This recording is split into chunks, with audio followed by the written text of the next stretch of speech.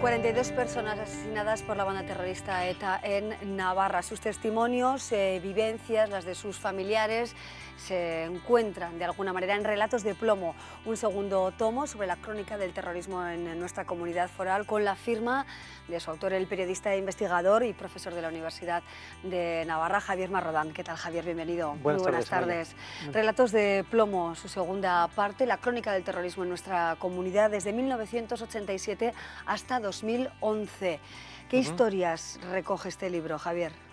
Pues hombre, hemos mantenido la filosofía o el planteamiento del primer tomo, que es contar de manera exhaustiva, en la medida de lo posible y rigurosa, todos los atentados de ETA en Navarra. No solo los atentados mortales, sino bueno, pues todos aquellos ataques a bienes, edificios, personas que, aunque no terminaran con un asesinato, y dentro de esas crónicas, pues poniendo el acento sobre todo en la perspectiva de quienes los han sufrido de manera más directa. Hemos localizado a los familiares, especialmente de las personas asesinadas, también pues a algunas personas que quedaron heridas o que fueron secuestradas.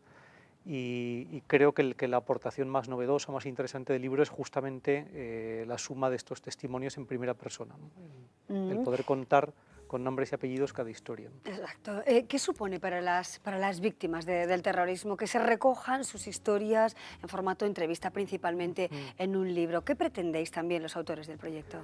Pues bueno, más que lo que pretendemos, una conclusión a la que hemos llegado después de hacer todo este trabajo, que llevamos pues 2 años largos, bueno, ya está prácticamente terminado. Yo hablo en primera persona ahora, bueno, quizá en nombre de los demás autores, que son Gonzalo Araluce, María Jiménez y Rocío García de Leániz. Lo hemos comentado entre nosotros. Pensábamos que sabíamos qué era el terrorismo. Yo creo que si a cualquiera nos lo preguntan, todos podríamos improvisar una definición, e incluso pues dar algunos datos de muertos, de atentados, de secuestros. Pero lo que hemos visto es que cuando realmente te haces cargo de qué es el terrorismo es cuando conoces la historia en primera persona de quienes lo han sufrido de manera más directa, que para ellos, claro, el atentado es el prólogo de su historia. Una viuda te puede contar cómo mataron a su marido, pero es que a continuación tiene que contarte cómo ha sido su vida desde entonces. Entonces el poner esos rostros concretos, que bueno, yo creo que es una regla de oro del periodismo, ¿no? Decía Tomás Eloy Martínez, periodista y escritor, que en determinados momentos la suerte de un solo hombre resume la suerte de toda la humanidad, ¿no? Y aquí yo creo que algo de eso hay, ¿no? O sea, que para saber qué es lo que hemos vivido, lo que hemos padecido, la mejor manera es conocerlo a través de estas personas. En la presentación de este libro, Relatos de Plomo, que tuvo lugar en el Parlamento de Navarra hace unos días, Javier, recuerdo que pusiste el foco en 2 casos muy especialmente, ¿no? En los sucesos acontecidos en los años 90 en la Foz de Lumbier y también en el secuestro de Adolfo Villoslada, el industrial navarro. Sí, ¿Por qué esos 2 casos? Pues fueron 2 casos, hay una razón clarísima, y es que los 2, y también otros muchos, pero quizá estos 2 de manera casi emblemática, nos admiraron mucho. O sea, de estas personas entrevistadas hemos aprendido un montón. Algunos amigos me han preguntado, ¿qué cuerpo se te queda a ti después de hacer una entrevista de estas? ¿O te interpela personalmente escuchar, ¿no?, lo que ellos cuentan? Y la respuesta es clarísima, sí. O sea, a veces escuchas a determinadas personas y por dentro estás pensando, bueno, es que a mí me gustaría ser así. Hemos oído historias de gente muy generosa y muy buena, ¿no? Entonces, en el caso de la Foz de Lumbier, bueno, igual es demasiado largo contar, ¿no?, todo el episodio aquel, que fue muy... No, vamos a recordarlo, sí, Javier. Pues ahí hubo, o sea, eso fue el 25 de junio de 1990, que era lunes. Entonces, ese fin de semana habían robado, que solía ser casi algo habitual, en los coches de los excursionistas que iban a la Foz. Pusieron denuncias en la Guardia Civil y en el cuartel de Lumbier pues se plantearon, bueno, vamos a intentar resolver esto. Y 2 de los guardias del puesto, ese lunes 25 de junio, salieron en un patrol hacia las 11 de la mañana, pues a ver si daban con alguna pista o pues cosas que pudieran haber abandonado los ladrones. Y entonces atravesaron la Foz, que entonces se podía recorrer en coche, y a la altura del segundo túnel, o sea, ya en la parte final, vieron unas bolsas al lado del río en un sitio donde en otras ocasiones los ladrones habían ido tirando pues las cosas que desechaban, se quedaban con lo que merecía la pena y tiraban el resto. Entonces el sargento José Luis Hervás, pararon el coche, bajó y vio junto a las bolsas a 3 personas, en bañador, camiseta, podían ser 3 bañistas, y cuando se acercó a pedirles la documentación, uno de ellos sacó una pistola, le disparó y lo mató allí mismo, ¿no? Le pegó un tiro en el pecho. Y bueno, a partir de ahí ya se desencadenó una vorágine de acontecimientos. En ese momento llegaban otros 2 guardias procedentes de Liédena y entonces hubo un tiroteo entre los 3 bañistas que resultaron ser los 3 miembros del Comando Nafarroa y los 3 guardias civiles que habían quedado arriba. Entonces, resultó herido un etarra, Germán Rubenach, y los terroristas a su vez le pegaron un tiro a uno de los guardias en la espalda, vamos, en un sitio complicado de tal manera que el hombre se empezó a desangrar y él mismo contaba, también lo hemos entrevistado, que creyó que se moría allí mismo. Los otros 2, claro, totalmente desbordados por las circunstancias, optaron por llevarse al herido, o sea, ya vieron que el primero estaba muerto y se fueron del lugar. Los terroristas se quedaron allí, se escondieron entre una zona muy espesa de matorrales, árboles, y entonces llegó pronto un helicóptero. Se dio la circunstancia de que aquel día la infanta Elena estaba en Pamplona inaugurando un centro en Cordovilla que lleva su nombre. Había un helicóptero sobrevolando Pamplona y claro, llegó en 5 minutos. Enseguida empezaron a llegar patrols de la Guardia Civil y, según contó después el propio Rubenach en algunas de sus declaraciones iniciales, pues creyéndose cercados ellos por la Guardia Civil optaron por suicidarse. Y se mataron los otros 2, Juan María Lizarralde y Susana Regui, y él se puso la pistola debajo de la mandíbula y el tiro le atravesó la cara, quedó inconsciente, pero luego pues, se despertó, bueno, subió de la orilla del río al camino y allí lo detuvieron. Bueno, esa es la historia que yo destacaba en ese acto del jueves, que José Luis Hervás, que ahora hemos ido documentando también su biografía anterior, tenía 33 años, 2 hijos pequeños, creo que eran algo así como 10 y 8 años, y estaba estudiando Derecho.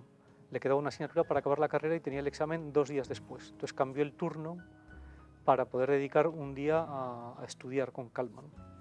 Entonces, bueno, esa es la reflexión que me hice. Este hombre se podía haber quedado pues, en el cuartel o en su casa estudiando, podía haber ido distraídamente en el coche pensando en otras cosas, podía no haber dado importancia a la bolsa, pero en fin, digamos que fue superando esas posibilidades y es verdad que claro, lo mataron, ¿no? Pero a cambio ese suceso fue un punto de inflexión muy importante porque además de quedar desarticulado ese comando, todos los que dependían de él, que había unos cuantos, pues huyeron a Francia o fueron detenidos, de tal manera que entre el año 90, ¿no?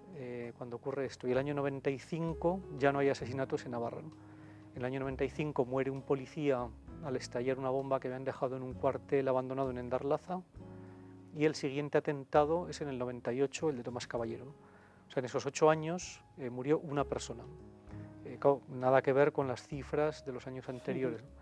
Y en buena medida, creo que es de justicia reconocerlo, eso se debe al trabajo de José Luis Hervás, el sargento que, bueno, pues sobreponiéndose en fin, a los exámenes, a todo, pues llegó allí. Entonces, en el libro, o para el libro, mejor dicho, localizamos a la madre de José Luis Hervás, ¿no? Pues calculamos por la edad, era una señora ya viuda cuando tuvo lugar el atentado, y bueno, pues tirando de las páginas blancas, dimos con ella en Castellón, le explicamos la idea, nos dijo que encantada de hablar con nosotros, fuimos, una señora ya mayor, tiene 78 años, y una señora buenísima, muy humilde, ¿no? Pues una casa muy sencilla, rodeada de centros comerciales. ¿Capaz de perdonar? Sí, eso se lo preguntamos, y eso me refería antes cuando decías que es gente muy generosa, ¿no? Los días inmediatamente anteriores a la entrevista había salido de la cárcel Germán Rubenach, que fue uno de los que se benefició de la medida que tomó Estrasburgo respecto a la doctrina Parot. Y se lo comentamos porque ella no lo sabía y decía ella, le preguntamos, oye, ¿usted es capaz de perdonar a esta persona? Dice, pues sí, dice, yo en el fondo prefiero que los juzgue Dios, decía ella con gran naturalidad, yo no soy quien para juzgar a nadie, ¿no? Dice, lo que le hicieron a mi hijo pues es muy gordo, mi hijo no se murió de una enfermedad, se murió porque lo mataron, ¿no? Y sin embargo, pues hablaba en términos, bueno, pues, generosos, ¿no? Con el agravante además de que otro hijo suyo sufrió una depresión que se agravó con el asesinato de José Luis, de su hermano, y se ahorcó este segundo hijo suyo, ¿no? Noticias y historias así de impactantes, ¿no? Que desde luego tienen que calar hondo en quien las trabaja y las vive de cerca. Y también, Javier, otra de las que te impactó a la hora de escribir este libro, como decíamos, es la historia del secuestro de Adolfo Villoslada. ¿Por qué principalmente? Pues hombre, tanto el secuestro como lo de Lumbier también, yo lo viví muy de cerca como periodista, ¿no? Bueno, pues tienes tus propios recuerdos, y en el caso de Adolfo Villoslada, bueno, pues yo le hice una entrevista poco después de que lo secuestraran, pero también, vamos, pues nos llamó la atención, su magnanimidad, ¿no? Volvimos a estar con él ahora para el libro. Hace justamente 25 años el secuestro, ¿no? O sea, estos días estaría secuestrado hace 25 años. Y claro, él estuvo 84 días en un zulo minúsculo, ¿no? En un bosque de Basaburúa, que no se podía mover, que pensó que iba a morir o que lo iban a matar. Y sin embargo ahora pues habla sin ningún rencor de aquello, y también él decía, ¿no? que bueno, no solo de ahora, sino que ya entonces decía: yo acabé rezando por el alma de mis secuestradores, ¿no? Decía, contando pues, lo que tenía en la cabeza durante aquellos días, ¿no? Tan solo dos de las muchas historias que alberga este libro, que supone un reconocimiento para las víctimas. Por cierto, que en la presentación, en ese acto de presentación del libro, decía la representante de las víctimas del terrorismo que ahora son un obstáculo para la paz. ¿En qué sentido? ¿Cómo se sienten? Eso yo creo que no sé si recuerdo Sonia Ramos o Alberto Toca, cuyo padre fue asesinado en el 82, que habló, es uno de los que intervino. Y bueno, pues para ellos y creo que para todos, ¿no? Estamos viviendo unos tiempos políticamente inciertos, bueno, en general y también en particular referidos a este tema, ¿no? Pues se intuye, o muchos intuyen, que hay una especie de hoja de ruta pactada entre no se sabe quién, y que quizá pues, las víctimas puedan ser un obstáculo, ¿no? De hecho, pues ha habido determinadas medidas, la aplicación tan inmediata, ¿no? Fulgurante de la doctrina Parot, ¿no? Que algunos no acaban de entender, o la excarcelación de Bolinaga. Entonces, claro, las víctimas, eso hay que entenderlo, pues tienen una sensibilidad mucho más fina, ¿no? Lo tienen todo esto mucho más a flor de piel, y este tipo de acontecimientos, pues no, creo que a veces con razón no los entienden, ¿no? Y ven que tampoco se les tiene demasiado en cuenta, ¿no? O sea, que en beneficio de un objetivo que no se sabe muy bien cuál es, pues quizás sus aspiraciones o sus planteamientos se están dejando de lado, ¿no? En esta etapa que recoge relatos de plomo, como nos dice Javier Marrodán, además de la historia de los crímenes, de los asesinatos, se cuentan otras historias que también son violencia, otros tiempos en los que no se vivía quizá con la seguridad, podríamos decir, que vivimos actualmente, ¿no? Ahí hicimos de alguna manera, al ir completando el recorrido cronológico, que era como sencillo, ¿no? Pues los acontecimientos principales, cada uno con su crónica, sus entrevistas, si es el caso, pero veíamos que se estaban quedando fuera algunas cosas. Por ejemplo, pues el chantaje económico, ¿no? Tantos empresarios, miles en Navarra, más de 2000 en concreto, que han recibido una carta pidiéndoles dinero, con amenazas. Cualquiera podía saber a qué se exponía si no pagaba, ¿no? O la así llamada Kale Borroka, ¿no? El terrorismo de baja intensidad, que creo que dijo Arzayus, ¿no? Pues contenedores, villavesas, bueno, todos la gente un poco más veterana recuerda esos años de fines de semana, de disturbios. O otro tema que a mí me parece muy interesante, que es el de todas aquellas personas que han vivido con escolta. O sea, durante estos años ha habido pues, decenas o cientos de concejales, de cargos públicos, que por el hecho de presentarse una lista del PP, del PSOE o de UPN, pues ya automáticamente tiene una diana cosida a la espalda. De hecho, ha habido concejales asesinados.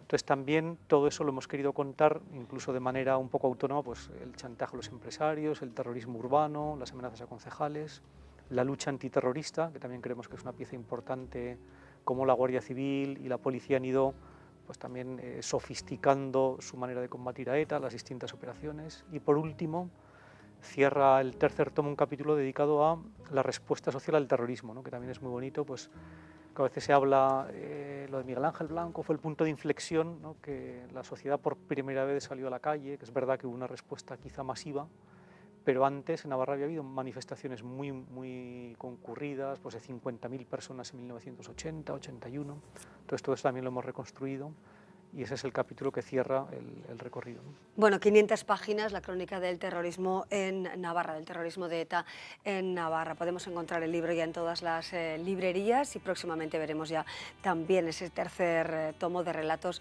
de plomo. Hoy hemos querido escuchar la voz de Javier Marrodán, que es el director de este proyecto, sobre todo escuchar cómo nos cuenta esas historias que muchos periodistas conocimos de primera mano y que muchos pues sufrieron y sufrimos a lo largo de muchos años. Javier Marrodán, muchísimas gracias por acompañarnos. Gracias a vosotros. Un placer contar contigo y que nos cuentes y rememores con nosotros también estas historias trágicas de nuestra vida, ¿no? En Navarra. Gracias y hasta pronto, Javier. Gracias.